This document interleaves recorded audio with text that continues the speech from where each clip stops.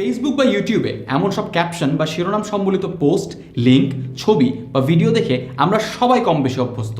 চটকদার বা দৃষ্টি আকর্ষণীয় সব শব্দ ও বাক্যের ব্যবহার করা হয় মূলত ইউজারদেরকে আকর্ষণ করতে। গত পর্বে আমরা ফেক নিউজের একটি সংজ্ঞা জেনেছিলাম। এই পর্বে আমরা উদাহরণসহ দেখব যে ফেক নিউজ বা গুজবগুলো আসলে কেমন হয়। এসব উদাহরণ থেকে খুঁজে নেব গুজবের বৈশিষ্ট্য কেমন হয়ে থাকে।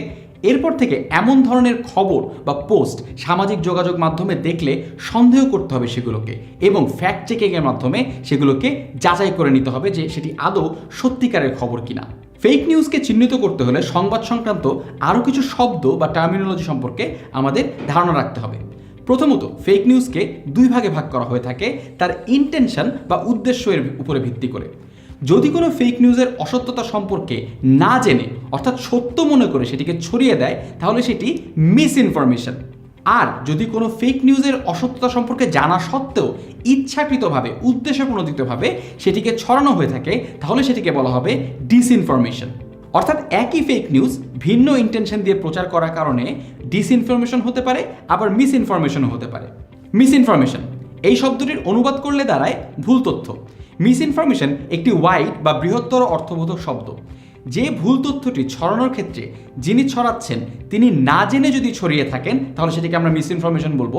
আবার যদি আমরা নিশ্চিত না হই যে যিনি ছড়িয়েছেন তিনি আদৌ জেনে ছড়িয়েছেন নাকি না জেনে ছড়িয়েছেন, অর্থাৎ তিনি উদ্দেশ্যপ্রণোদিতভাবে ছড়িয়েছেন নাকি ভুলবশত ছড়িয়েছেন, সেই বিষয়ে যদি আমরা নিশ্চিত না হই তাহলে সেক্ষেত্রেও আমরা এটাকে মিস ইনফরমেশন বলবো। ফর এক্সাম্পল, কেউ একজন ফেসবুকে পোস্ট করলো করোনা মহামারীর কারণে ভাড়াটিয়াদের জন্য 3 মাসের ভাড়া মৌকুফ করতে বাড়িওয়ালাদের নির্দেশ দিয়েছেন প্রধানমন্ত্রী। এই ভুয়া বা ভুল তথ্যটি যিনি পোস্ট করেছেন তিনি কি জেনে শুনেই ভুল তথ্যটি ফেসবুকে পোস্ট করেছেন নাকি না জেনেই অন্যের পোস্ট দেখে বা অন্যের কথা শুনে যাচাই না করে পোস্ট করেছেন আমরা তা জানি না। আবার যারা এই পোস্টটি শেয়ার করেছেন তারাও জেনে নাকি না জেনে করেছেন আমরা তাও নিশ্চিত করে বলতে পারবো না। ফলে এই ভুল তথ্যটিকে আমরা মিস ইনফরমেশন হিসেবে চিহ্নিত করব।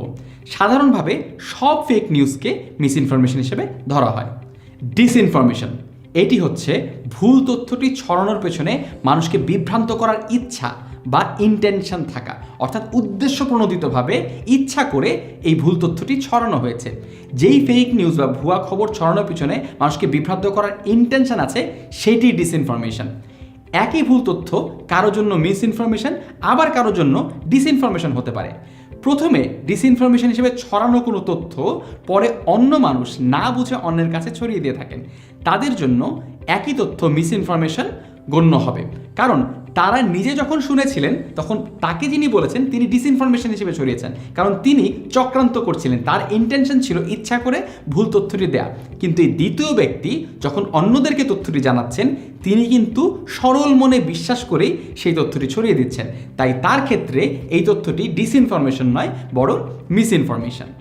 ডিসইনফরমেশন সাধারণত আদর্শিক, রাজনৈতিক এবং রাষ্ট্রীয় প্রতিপক্ষের বিরুদ্ধে ছড়ানো হয়ে থাকে। কিছু ক্ষেত্রে অর্থনৈতিক উদ্দেশ্যেও ডিসইনফরমেশন ছড়ানো হয়। এখানে দ্বিতীয় লিঙ্কে যে ফেসবুক পোস্টটি ফ্যাক্ট চেক করা হয়েছে তা ডিসইনফরমেশনের একটি উদাহরণ। ওই পোস্টে যে সংবাদ প্রতিবেদনের ভিডিও আপলোড করা হয়েছে তাতে সম্প্রচারিত তথ্য ও বক্তব্যের সাথে পোস্টের ক্যাপশনে উল্লেখ করা বক্তব্যের কোনো মিল নেই, অথচ এমনভাবে উপস্থাপন করা হয়েছে যারা ভিডিওটি পুরো দেখবেন না তারা মনে করবেন ক্যাপশনে থাকা বক্তব্যটি ওই ভিডিওতে রয়েছে। একটি ভিডিওতে যে তথ্য বা বক্তব্য নেই তা ভিডিওর ক্যাপশনে তুলে দিয়ে মানুষকে ইচ্ছাকৃতভাবে বিভ্রান্ত করার চেষ্টা করা হয়েছে। ফেক নিউজ বা গুজব থেকে নিজেকে সুরক্ষিত রাখতে পরবর্তী টার্মগুলো সম্পর্কে পরিষ্কার ধারণা রাখা এবং অনলাইনে কোনো খবর পড়ার সময় সেই ধারণার আলোকে খবরকে যাচাই করে দেখা খুবই জরুরি। ম্যাল ইনফরমেশন এটা হলো সঠিক তথ্যকে এমনভাবে উপস্থাপন করা যাতে মানুষের কাছে সঠিক বার্তা না পৌঁছে ভুল বার্তা পৌঁছায়। প্রায়ই অনলাইনে এটির চর্চা দেখা যায়। এন্ড্রু কিশোরের মৃত্যুর গুজব এই খবরটি প্রকাশ করা হয়েছে 5 জুলাই। ওই দিন পর্যন্ত এন্ড্রু কিশোর জীবিত ছিলেন, ফলে 5 জুলাই পর্যন্ত এন্ড্রু কিশোরের মৃত্যুর যেসব খবর ছড়িয়েছে সেগুলো গুজব ছিল। তিনি মারা যান 6 জুলাই।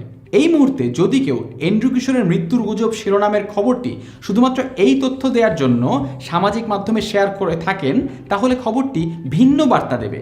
এন্ড্রু কিশোর মারা গেছেন, ফলে এখন যদি তার মৃত্যুকে কেউ একজন গুজব হিসেবে প্রচার করেন তাহলে সেটি আসলে একটি গুজব। মূলত সঠিক তথ্যকে তার কনটেক্সট বা প্রেক্ষিতের বাইরে ব্যবহার করাকেই ম্যাল ইনফরমেশন বলে। সামাজিক যোগাযোগ মাধ্যমে এমন ম্যাল ইনফরমেশনের শিকার হওয়া থেকে বাঁচার সবচেয়ে সহজ পদ্ধতি হলো কোনো সংবাদ প্রতিবেদন পড়ার আগে অবশ্যই সেটি প্রকাশের তারিখ দেখে নেওয়া এবং কারো কোনো উদ্ধৃতি দেখলে তার আগে ও পরে ওই বক্তা কী বলেছেন সেটা জেনে নেওয়ার চেষ্টা করা। ক্লিকবেইট এই শব্দটি অনলাইনে সবচেয়ে আলোচিত শব্দগুলোর একটি। কোনো লিঙ্কে পাঠককে আকৃষ্ট করার লক্ষ্যে প্রাথমিক এক ধরনের তথ্য উপস্থাপন করে টোপ দেয়া বা চমক তৈরি করা যাতে পাঠক ক্লিক করার আগ্রহ পান।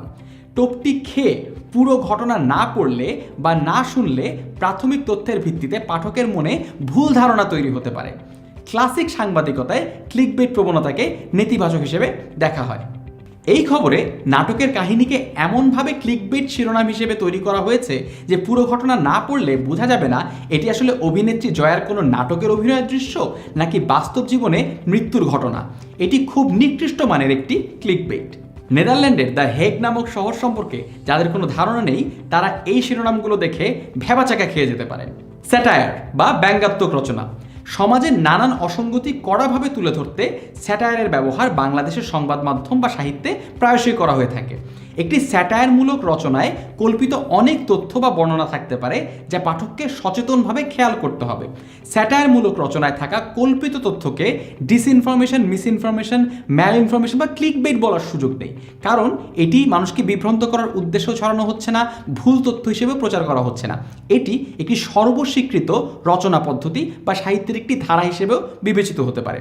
তবে সংবাদ মাধ্যমে প্রকাশিত স্যাটায়ারমূলক লেখার একটি বৈশিষ্ট্য হলো তাতে ডিসক্লেমার থাকতে হবে, অর্থাৎ সাংবাদিককে লিখে দিতে হবে যে এটি একটি স্যাটায়ারমূলক রচনা, এটি একটি ব্যঙ্গাত্মক রচনা।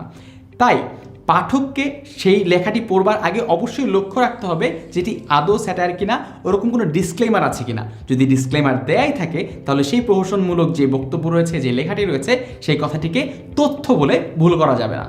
কিছু ওয়েবসাইট আছে যারা তাদের সব কন্টেন্টই স্যাটায়ার হিসেবে তৈরি করে থাকেন, ফলে তারা প্রতিটি প্রতিবেদনে আলাদা ডিসক্লেমার যোগ না করে ওয়েবসাইটের কোনো নির্দিষ্ট জায়গায় তা উল্লেখ করে থাকেন। হাস্যরসাত্মক কোনো লেখায় অতি চটকদার কোনো তথ্য পেলে তাতে প্রতিবেদন বা ওয়েবসাইটে কোথাও ডিসক্লেমার আছে কিনা তা লক্ষ্য করতে হবে। সাধারণত অ্যাবাউট আস যে সেকশনটি থাকে ওয়েবসাইটের, সেখানটিতে ডিসক্লেমারটি থাকতে পারে। ক্ষমতাবান বা প্রভাবশালী ব্যক্তি বা গোষ্ঠীর সমালোচনা করতে বা সমাজের গুরুতর কোনো অসঙ্গতি তুলে ধরতে স্যাটায়ারমূলক রচনা বেশি লেখা হয়ে থাকে। স্যাটায়ারে অতিরঞ্জন একটি বৈশিষ্ট্য, অর্থাৎ একটি তথ্য ছোট আকারে সত্য হলেও সেটিকে অনেক ফুলিয়ে ফাঁপিয়ে লেখা হয়। কোনো তথ্যের বা বক্তব্যের অতিরঞ্জন দেখলে সতর্ক থাকতে হবে। প্রপাগ্যান্ডা হলো কোনো বিশেষ রাজনৈতিক বা আদর্শিক উদ্দেশ্য হাসিলের জন্য বা প্রভাব তৈরির জন্য চালানো প্রচারণা। সেই উদ্দেশ্যটি ভালো বা খারাপ উভয় হতে পারে। আবার ভালো বা খারাপ যে কোনো উদ্দেশ্য হাসিলের জন্য ভালো বা খারাপ যে কোনো পন্থাও অবলম্বন করা যেতে পারে, অর্থাৎ সত্য তথ্য দিয়ে কিংবা সত্যের সাথে অসত্য বা অর্ধসত্য যুক্ত করে অথবা পুরোপুরি অসত্য তথ্য দিয়ে মানুষকে রাজনৈতিক বা আদর্শিকভাবে প্রভাবিত করার যে চেষ্টা, সেই চেষ্টাই প্রপাগ্যান্ডা করতে ডিসইনফরমেশন, মিসইনফরমেশন, ম্যাল ইনফরমেশন ইত্যাদি সব কিছুরই ব্যবহার করা হয়ে থাকে। বায়াস এই শব্দটি তথ্যের উপস্থাপনা ও মতামত প্রদানের ক্ষেত্রে ব্যবহৃত হয়ে থাকে। কোনো তথ্যের সত্য মিথ্যার উপর গুরুত্ব না দিয়ে কোনো ব্যক্তি, গোষ্ঠী আদর্শের স্বার্থ রক্ষায় বা স্বার্থ হানির উদ্দেশ্যে যেমন ইচ্ছা তেমন উপস্থাপন করাই বায়াস। একইভাবে কোনো বিশেষ ব্যক্তি, গোষ্ঠী বা আদর্শের স্বার্থ রক্ষায় এবং একই সাথে অপরপক্ষের স্বার্থহানির উদ্দেশ্যে অসত্য বা অর্ধসত্য তথ্যের উপর নির্ভর করে মতামত প্রকাশ করাও বায়াসের অন্তর্ভুক্ত। ফর এক্সাম্পল, বাংলাদেশে ক্ষমতাসীন দল কখনো বিরোধী দলের ভালো কাজ দেখতে পারে না, তুলে ধরে না। আবার বিরোধী দল ক্ষমতাসীন দলের কোনো ভালো কাজ দেখতে পারে না, তুলে ধরে না। এটা উভয়ের মধ্যে থাকা মাত্রাতিরিক্ত বায়াসের ফল। কোনো সংবাদ মাধ্যম যদি কোনো রাজনৈতিক আদর্শের প্রতি অনুগত বা বিদ্বেষী হয়ে থাকে তাহলে সেই সংবাদ মাধ্যমে পরিবেশিত সংবাদে বায়াসের উপস্থিতি পাওয়া যেতে পারে। অন্যভাবে বললে, কোনো সংবাদ প্রতিবেদনে ঘটনার সব পক্ষের পার্সপেক্টিভ উঠে না এলে সেই প্রতিবেদনকে বায়াস বলা যাবে। বায়াসকে ফেক নিউজ বলা না গেলেও এর উপস্থিতির কারণে পুরো ঘটনার একটি পরিপূর্ণ চিত্র আপনি পাবেন না। অপিনিয়ন হলো কারো মতামত। কেউ কোনো তথ্য না দিয়ে মতামত দিলে এবং সেই মতামত আজগুবি বা অতিরঞ্জিত হলেও সেটিকে ফেক নিউজ বলা যাবে না। ওপিনিয়ন যেহেতু তথ্য নয়, ফলে এটিকে ডিসইনফরমেশন, মিসইনফরমেশন, ম্যাল ইনফরমেশন ইত্যাদি ক্যাটাগরিতেও ফেলা যাবে না। ফর এক্সাম্পল, কেউ যদি বলেন যে আমার মনে হয় বাংলাদেশ থেকে করোনা চলে গিয়েছে, এই কথাটি তার একটি মতামত বা ওপিনিয়ন, এটিকে সার্বজনীন তথ্য বা খবর হিসেবে মনে করলে এবং সেটিকে বিশ্বাস করলে ভুল হবে। সেক্ষেত্রে আপনাকে অবশ্যই তার সত্যতা যাচাই করে নিতে হবে। আবার কেউ বলল রাজনীতিকরা দেশটাকে ধ্বংস করে ফেলেছে, এটিও একটি মতামত। তথ্য নিয়ে কোনো বিতর্ক চলে না, কিন্তু মতামত নিয়ে অবশ্যই বিতর্ক চলতে পারে। তার পক্ষে বা বিপক্ষে অনেক মত থাকতে পারে। একজন পাঠকের উচিত হবে সেই মতটি কতটুকু সত্য কতটুকু মিথ্যা তা নিজে যাচাই করে নেওয়া। খবরের মধ্যে এই তিনটি শব্দকে অনেকেই এক করে দেখেন বা ভুল করেন। ইনফরমেশন হলো তথ্য, আর ক্লেম হলো দাবি, আর অ্যালিগেশন হলো অভিযোগ। তথ্য অবশ্যই এভিডেন্স দ্বারা সমর্থিত, প্রমাণিত, এটি নিয়ে কোনো বিতর্ক চলবে না। কিন্তু ক্লেম বা দাবি এবং অ্যালিগেশন বা অভিযোগ প্রমাণ সাপেক্ষ, অর্থাৎ এগুলো এখনো প্রমাণ হয়নি, কোনো একটি পক্ষ সেটিকে দাবি করেছেন কিংবা অভিযোগ আকারে পেশ করেছেন।